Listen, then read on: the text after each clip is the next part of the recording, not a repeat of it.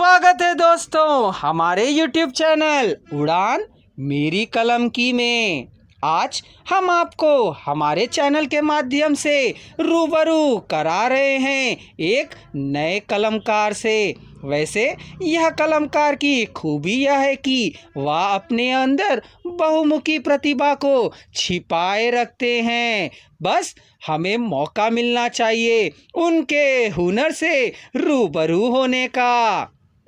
अरविंद जायसवाल एक कवि, लेखक, दार्शनिक विचारक एवं अध्यात्मवेता हैं। चलिए मित्रों, हम अरविंद जायसवाल जी की कविता का रसानंद लेते हैं और अपनी प्रतिक्रियाओं द्वारा उनका प्रोत्साहन बढ़ाते हैं। है अर्ज तुमसे इतना ही ऐ जाने सनम, इश्क क्या है हम क्या जाने, आपकी खातिर मौत से भी लड़ लेंगे हम। जिंदगी में हमने न सीखा तो क्या हुआ, दौलत जमाना, तुम्हारे बिंदिया की खातिर चांद भी तोड़ लाएंगे हम। बीच सागर में न तैर सककर भी तर जाएंगे हम, पर तुम्हारे आँखों के सागर में तैर कर भी डूब जाएंगे हम।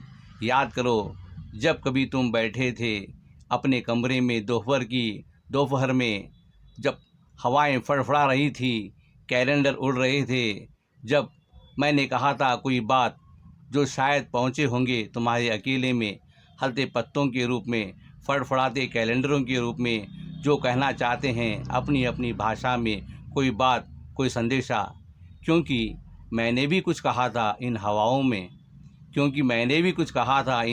में, जो शायद पहुँचे होंगे तुम्हारे अकेले में, हलते पत्तों के रूप में, फड़फड़ाते कैलेंडरों के रूप में।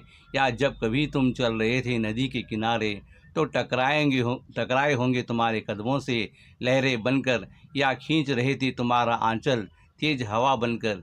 ये जानो रूप भाषा कोई भी हो सकती है, पर तड़प एक सी होती है। ध्यान दिया क्या तुमने?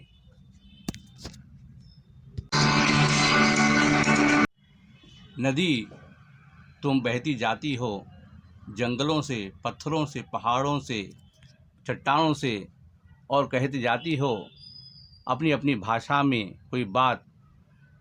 तुम ऋषियों की तरह नहीं हो जो जंगल में बैठकर तपस्या करते हैं, किंतु तुम बहते जाती हो और छेड़ती हो उन चट्टानों को, उन मरुभूमियों को, और उनसे टकराती हुई ध्वनि को कहती हो, हाँ, ये चेतना का पहला पाठ वो है। उठाओ अपनी आवाज़, खिलाफ हिंसा के, खिलाफ उपद्रव के, कुछ न कुछ कहो, खामोश न बैठो।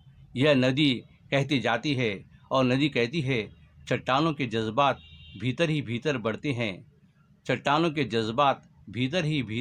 हैं, जिन्हें निष्क्रिय समझ हवाएं बह बहकर उन चट्टानों का अस्तित्व मिटाने की कोशिश कर रही है। पर उन चट्टानों पर खुरदे हुए निशान जो होते हैं, वो पत्थरों से भिन्न, चट्टानों पर खुरदे हुए निशान हवाओं से भिन्न, अमिट होते हैं। वो सदा पड़े रहते हैं। उनको चट्टान न समझो। किसी की हृदय को जब खोदोगे, जो यदि वो शांत है, बैठा है, उसको शांत ना समझो, क्योंकि उस पर भी निशान पड़ते हैं। ये ध्यान रखो।